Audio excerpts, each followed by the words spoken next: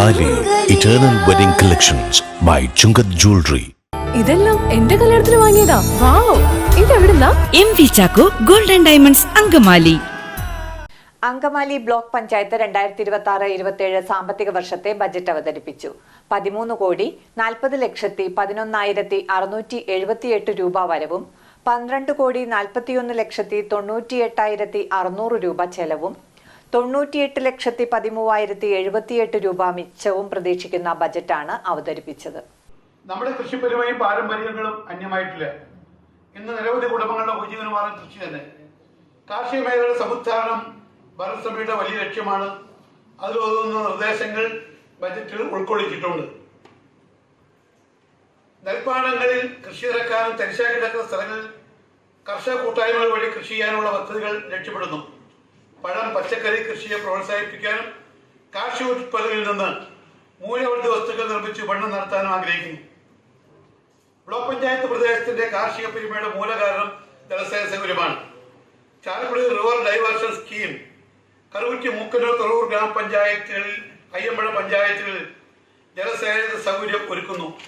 സമീപകാലത്തായി commission ചെയ്ത ഇടമലയാർ ജലസേചന പദ്ധതിയിലൂടെ മലയാറ്റൂർ, അയ്യമ്പഴ, മഞ്ഞപ്പുറം, തുറവൂർ പഞ്ചായത്തിൽ ജലസേചന സൗകര്യം വർദ്ധിതമായി.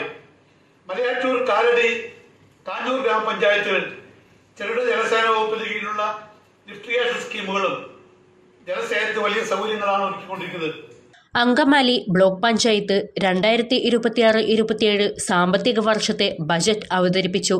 13,40,11,678 രൂപ വരവും 12,41,98,600 രൂപ ചെലവും 98,13,078 രൂപ മിച്ചവും പ്രതീക്ഷിക്കുന്ന budget block panchayat vice president TM വർഗീസാണ് അവതരിപ്പിച്ചത്.